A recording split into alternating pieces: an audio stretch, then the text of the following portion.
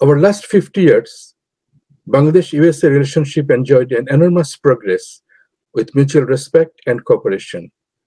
US's support is exemplary in many development and global issues. Bangladesh is world's one of the fastest growing economies and the fastest growing middle income countries. During the Liberation War in 1971, when Pakistani army started genocide and destruction, the then US President Richard Nixon and Secretary of State Henry Kissinger were supporting the marauding Pakistani army regime. But the peace-loving people, along with politicians across the aisles, journalists, academicians, longshoremen with real American spirit, went against their own government. First time in the American history, they changed the foreign policy of their own government by non-violent movement. The Bangladesh concert were held in New York to help the cause of emerging Bangladesh, which was the beginning of the concept of aid concert for a charitable cause. Bangladesh people are so proud of such heroic activities by many such friends of Bangladesh. Our Honorable Prime Minister Sheikh Hasina hosted beautiful events and honored many foreign friends in Bangladesh. There are so many people participated in the struggle in USA. Today, we remember them with gratitude. Symbolically today, we'll show our appreciation to three of our friends who are present among us. Dr. David Nellin had deep connection with Bengali culture and the people. Before Liberation War, he worked from 1967 to 1970 at the Cholera Research Laboratory, now called ICDDRB in Dhaka, where he led the team that developed oral rehydration therapy, credited by WHO with saving well over 60 million lives globally to date.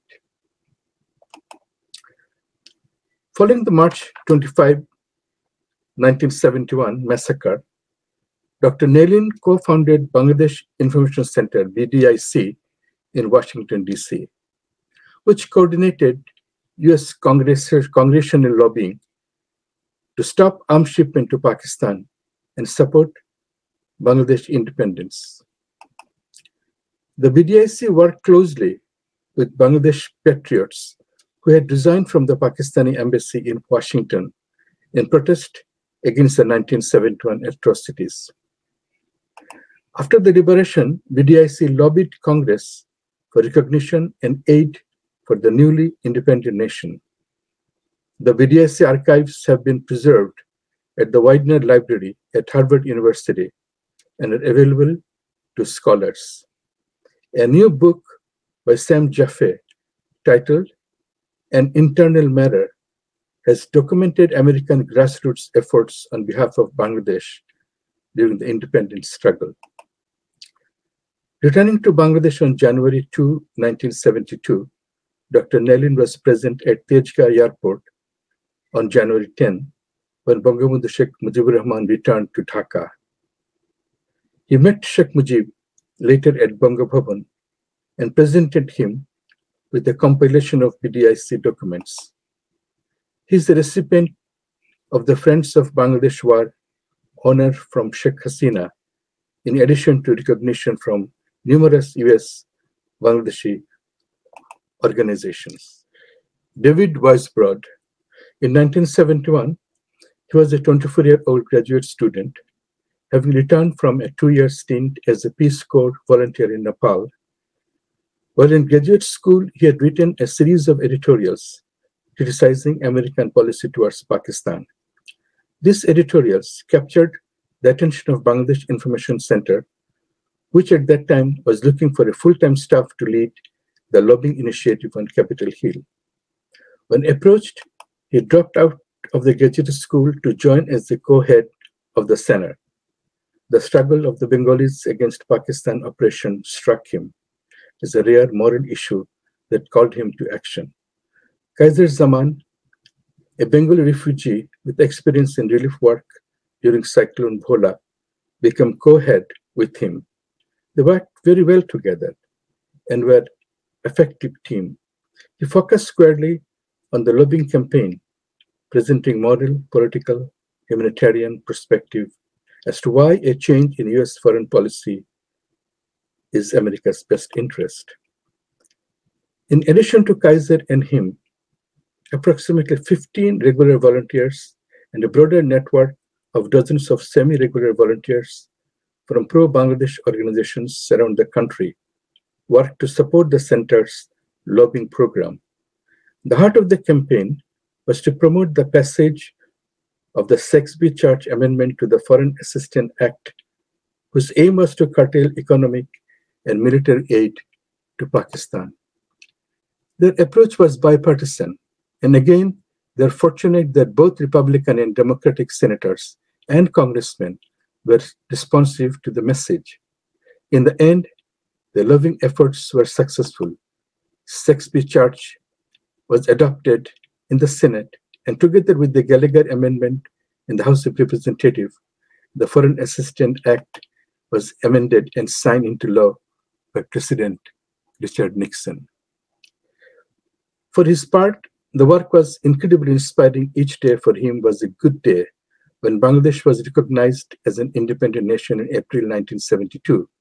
The work of the Bangladesh Information Center came to a happy ending. He wrote at that time, just about all of the immediate points which drew people to this cause have now been resolved, and in a sense, the Bangladesh Information Center, as it was originally formed, has now attained nirvana.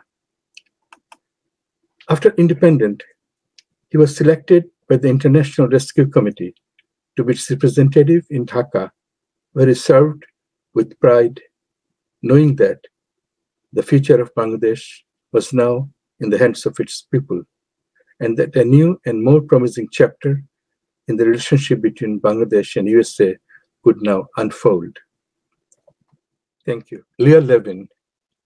He said, when Bengal suffered a catastrophic hurricane and flood in 1970, I donated my time and a television commercial in order to raise money for the victims of the disaster. At that time, I was introduced to the kindness and warmth of the Bengali people. Later, when George Harrison's wonderful film raised America's conscience regarding their 1971 War of Independence and showed the world what horrors had been inflicted on Bengali people by the West Pakistan, I felt that I must also join the fight for the independence in whatever way that I could.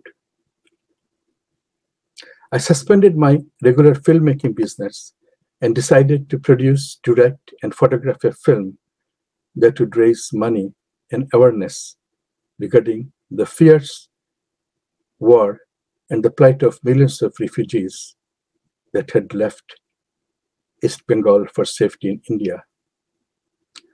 I gathered a small crew, lots of film, and flew to India.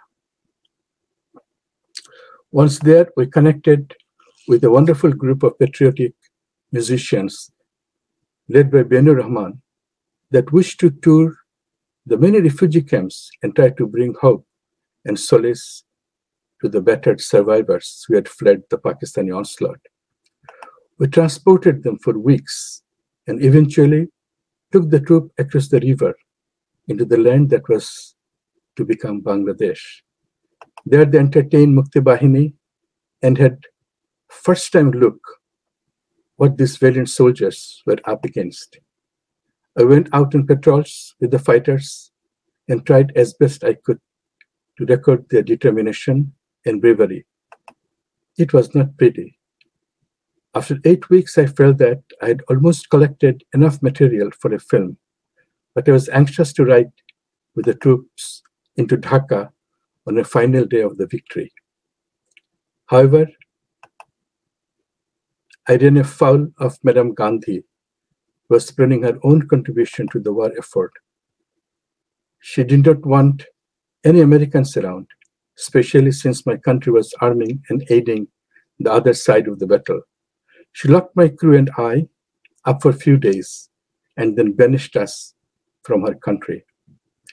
I wanted our film entitled Joy Bangla to be feature-length and run in theaters, and I spent too much time trying to make it perfect. Unfortunately, by the time the editing was finished, Bangladesh had not only become an independent nation, but Sheikh Mujibur Rahman had been deposed, and the military had changed the face of the nation. No one would distribute Joy Bangla. It was characterized as yesterday's news. Before I left my country, my very wise and prophetic wife, Raquel, had cautioned me that I should make my film 10 minutes long and get it on TV in the state as soon as possible. I have learned to always listen to her since then. The film and the 40,000